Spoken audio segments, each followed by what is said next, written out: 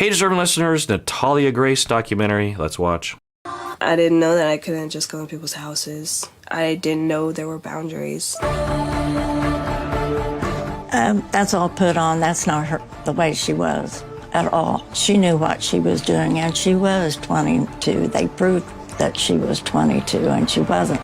Well, God bless the woman here. I mean, they probably manipulated her by not showing her all the other data. I'm guessing she would have changed her mind. You know, this person knows is what she knew. It's also possible that there was something evil seeming about the behavior. So, you know, I don't necessarily fault the innocent lay people who were living next to her. You know, the other possibility is that there could be some amount of stigma or prejudice against little people or adopted people. You know, there is stigma, and you know, it's like if a black person had moved into the apartment building, we could imagine people being more suspicious, right? So there could have been some of that just confirmation bias kicks in, and you just start convincing yourself and looking for cherry picking information, and the neighbors just kind of ran away with that. You know, it is and even reworking their memories.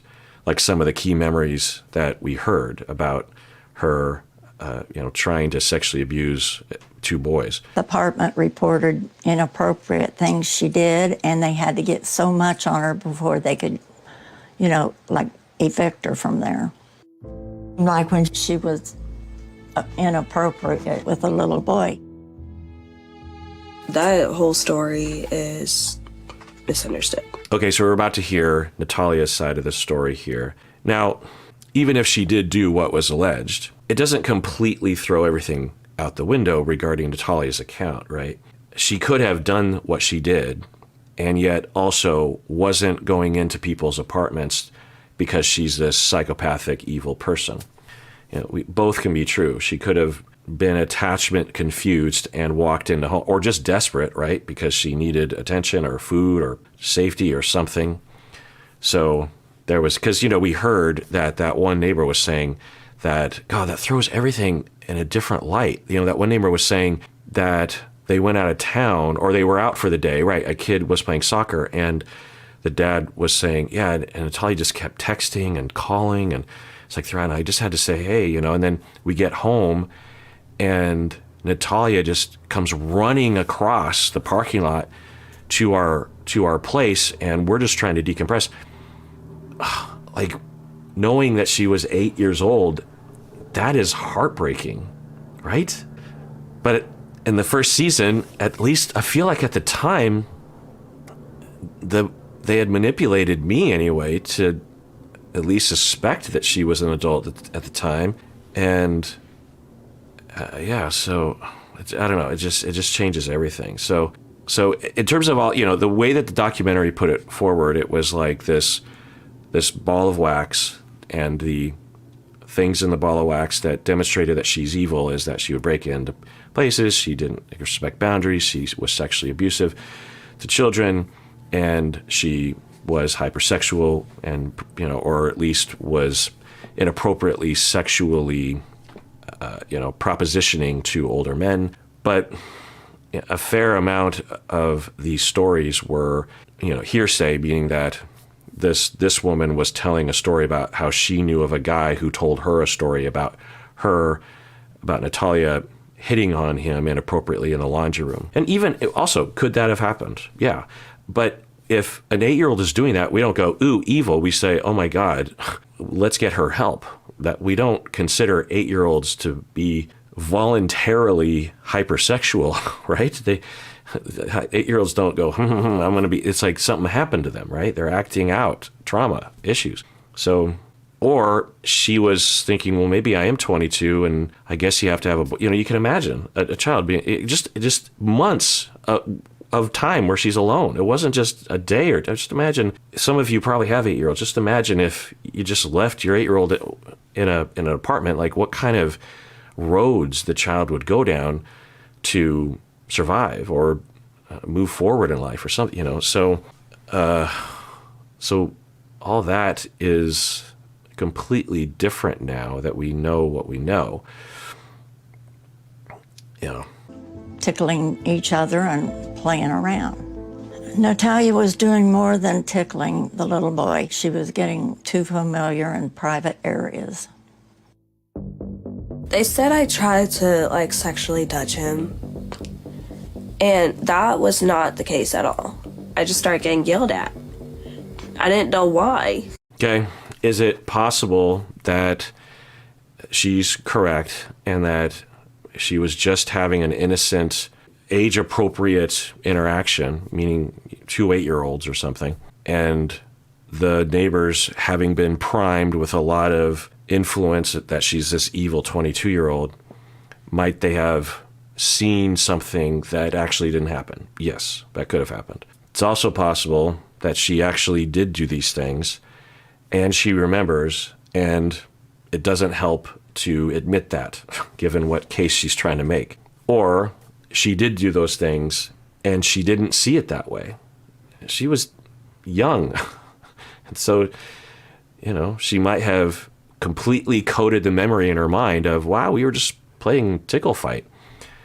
But an observer, would actually see, oh, no, you're going for the genitals. You're trying to get in that person's pants. That's not a tickle fight. So there's a lot of possibilities here. But I don't know if it really changes much for me, because even if she did do those things, like I said, you don't go evil. You say that child needs help. And that's why I ran. I was scared. I didn't know why everybody was yelling at me. And Umberto has talked about this on the podcast before. If you listen to the audio podcast, he's talked about this a number of times, so I'm not saying something out of turn, but he tells a story about how he was sexually abused when he was 5 years old by a 13-year-old female babysitter, repeatedly. And he bonded with he liked the babysitter. He also will say that it was very icky for him, but he actually, the way the babysitter was with him, it convinced him that he was special. This is a common thing for victims. And so it coded the experience with bonding or with friends being friends, that kind of stuff. And so later, maybe a year later or so, there's this girl his age. He's in a car and he likes her in a child way. And he just reached his hand down her pants, I think the back of her pants. They were sitting in the car. And she reacted. What are you doing? And he pulled his hand out and he thought, and he remembers this. He remembers thinking, what's happening? He didn't think, I'm going to get you the way that I was got. He just thought, this is what you do. We're mimicking creatures, perhaps one of the most mimicking of all organisms that's ever mimicked before. We do what we see, and that can be a good thing or a bad thing. And so in this instance, it's a bad thing. And so it feels that way to him, right? That urge, it's like, I like her, therefore this is what we do. Neurologically, that's where it goes, right? And it could have been something like that for her, that she went through something like that. I think some people would say that was Michael. Some people would say that was someone else. She could have been harmed even in the apartment a week earlier because no one was there to protect her. So if I was to take a guess, though, I would say that something happened before she was adopted, because it would be rare for it happens, of course, but it would be rare for an adoptive parent to, especially the way that they were talking about that first family in New Hampshire. But who knows what would have happened to her in the orphanage. I don't want to implicate anybody in Ukraine, but that's a big blank spot in our data. We don't know anything really about what happened there. So, but it really could have happened at any point. Or she just saw something on the internet, because that's the other thing. If she's living on her own, presumably she has access to the internet, right? So God knows what she was looking at or who was trying to interact with her online. It's just sky's the limit. And then, she just acted on that, and it felt to her. So if you would have asked Umberto, when he was 6 after that incident, what did you just do? And asked him to tell us, because, people watching that would say that he sexually abused her, he attacked her. But if he were to describe what he did, he'd be like, we were just having a tickle fight, because maybe was even how it was framed to him, right? And the child could remember the incident along those lines. They grow up and they tell a story. It could be true that she's like, that's not what happened, even though it might have actually happened, is my point. But we don't know. And I would have to hear from the other people involved, the boy himself, the father of the boy, who have not been, they didn't agree to be in the documentary. So we don't know. Because we heard from another neighbor, not this woman that we're hearing from, she didn't want her face. And so we just saw, down, and she seemed to have a credible account of what had happened. She's like, I saw her do this thing, and I was like, what is happening? And, then the father ran out. It didn't sound ambiguous the way she described it. But it doesn't really matter, because she's 8. And even if she did that, you do not blame an 8-year-old for doing something like that. You don't say, that's her fault. No one does that. Something happened to her. It's someone else's fault. Let's help her. She's been victimized by something, and she's expressing that victimization. The other kid, if victimized as well, is also harmed. This episode is sponsored by BetterHelp. So I've found that most people would benefit by getting things off of their chest. With all the pressures that we're under, it just feels good to get some relief now and then, It especially feels good if someone is there to listen to us, someone who really cares about us. And, keeping these things bottled up can cause various problems. Along these lines, therapy can be a wonderful place to talk openly about what is plaguing us.